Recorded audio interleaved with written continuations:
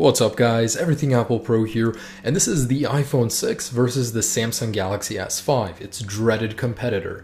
So like I promised, I was going to do a full review of these devices, and now that I've had them both for a while, spent some time with them, I can go ahead and do that. So let's see how the iPhone 6 stacks up to the Galaxy S5. As always, it is hard staying objective when discussing these devices, so I'm not going to say which one is better, but I will give you guys the points of each one, and then let you decide based on your needs which one is the one for you. Now I think it's important to mention that the Galaxy S5 is about halfway through its life cycle, whereas the iPhone 6 is brand new and fresh. Now for people that want to buy a phone now, that shouldn't influence your decision, but if you're thinking of upgrading in the future, it might be a better idea to wait for the Galaxy S6. The Samsung Galaxy S5, it's the result of Samsung and Apple competing for 5 generations. So what we have is a water-resistant, plastic-made, feature-packed device. Samsung's focus on the Samsung Galaxy S5 was to add a whole bunch of features that people actually wanted or didn't even want and stick them in and then sell the device. And it came out pretty good. So it has a lot of cool things only exclusive to the device that the iPhone 6 doesn't have, and probably the most notable, of course, is the water resistance. From that, selective focus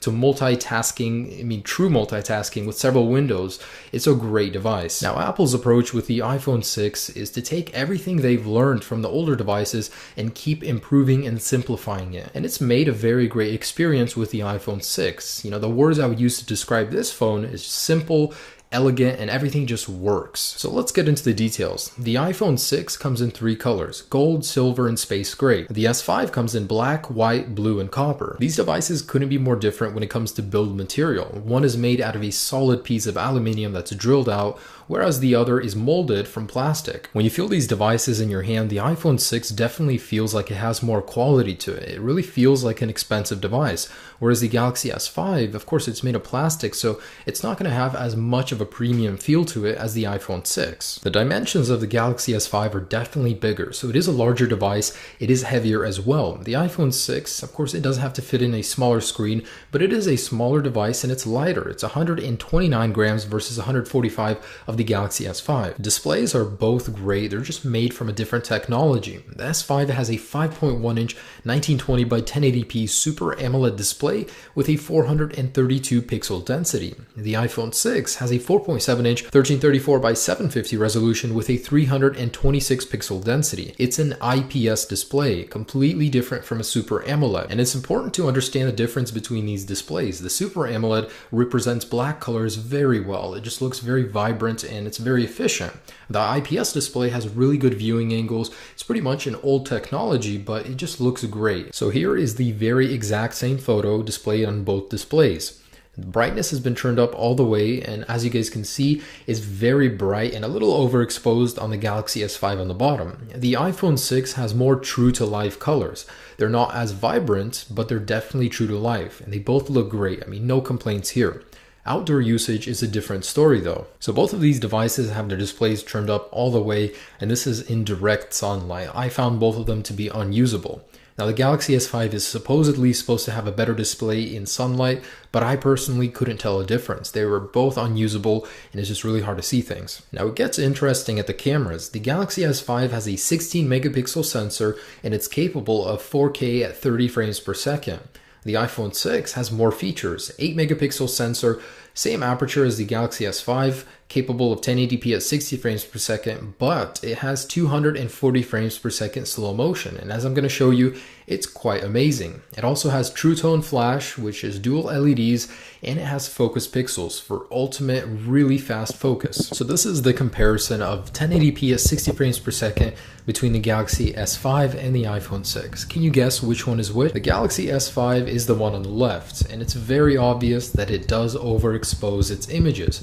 As you can see, the one on the right is the one that's more true to life. I actually compared it to the actual color of the flower, and the iPhone 6 definitely wins hands down in terms of true to life color. So the color is definitely a little more natural and lifelike on the iPhone 6. And take note, this is exactly the same distance recording from the subject. So the iPhone 6 does zoom in just a little bit more than the Galaxy S5 by default. The aperture is exactly the same on both devices, so low light should be good. Now where the iPhone 6 shines is focus. It has this new technology called focus focus pixels, so focusing is just instantaneous and it's very sharp. The slow motion on the iPhone 6 is simply incredible. You'll find yourself filming things and seeing just how much cooler they look in 240 frames per second slow motion. When it comes to battery, the Galaxy S5 has a killer feature, and that's a removable and upgradable battery. The battery on the Galaxy S5 is at 2800 mAh, whereas the iPhone 6 one is 1810. Battery life on the Galaxy S5 is about 35% better. Both of these devices have great battery life, but the S5 just has that little bit extra. On paper, the Galaxy S5 simply blows the iPhone 6 out of the water when it comes to processing power. However, I think you guys will be so surprised when we actually run a Geekbench and determine real-life usage between these devices, which device comes first. Just remember, iPhone is very well optimized even though numbers may be lower. Okay, so I've already downloaded Geekbench on both devices, and let's go ahead and run it and see how these devices actually stack up when we're not just looking at specs. Too many people make the mistake of saying, oh wow, this device is better just because the numbers are higher than the other one, and that's not true. Actually using the devices, putting them through their paces, we'll be able to see which one is the true winner. With the Galaxy series, it's always been about higher numbers. They just stuff power into the devices, and it's true, raw power is better, but system optimization is number one, because you can have a crazy powered processor, but if your device isn't optimized to run it, you're never going to utilize the entire thing. Well, as you can see, here are the results from the iPhone 6. We can't compare them yet because that one isn't done, but it has finished considerably faster. And yes, I have closed everything out. I'm running this test on a fresh restart with nothing running in the background. Fast forward, and we're just about done. Now, these numbers surprised me. The Galaxy S5 is seemingly a far superior device on paper, but when it actually comes to doing the test, wow, the iPhone 6 kicks its ass, and I was really surprised. That's some really good system optimization on the iPhone 6. That just goes to show you that bigger numbers don't necessarily mean better results. Let's talk about storage. On the Galaxy S5, just buy a micro SD card, pry off that rear cover, just plop it in, and boom, you have instantly more storage from the stock 32 gigabytes that it comes with, and it's such a simple solution. Now, if you want to upgrade the memory on your iPhone 6, it goes something a little like this. Take your original box, put your iPhone 6 inside of it, reseal it, sell it, and buy another one, because there's literally no way to upgrade the memory yourself, and Apple charges $100 in between memory options. What you buy is what you're stuck with. Now, the OS, the user interface, that's something that's completely up to you. I just want to mention that the iPhone 6 is simple. Everything is there, everything works. Software updates are for all devices at the exact same time, and there's just unparalleled support. The Galaxy S5 is all about being different, being in control, being able to manage the device, customize it however you want, because Android is an ultimately more customizable experience. Even though Apple is trying to catch up with widgets and a couple custom keyboards, there's really no comparison between customization between the iPhone 6 and the Galaxy S5. Between these devices, price is exactly the same. The Samsung Galaxy S5 starts at $649 with 32 gigabytes of memory, and same with the iPhone 6. However, the iPhone 6 starts with 16. The iPhone 6 does get more expensive the higher up you go in memory options, so between 16 and 64 gigabytes, there's a $100 difference. Between 64 and 128, there's also a $100 difference. Even though it only costs Apple around $8 between memory options, they charge us $100 for memory that we can't replace. The Galaxy S5 has several features that the iPhone 6 doesn't, and they're pretty cool, such as multi-window multitasking. You could be browsing the internet up there while you're responding to a message down below.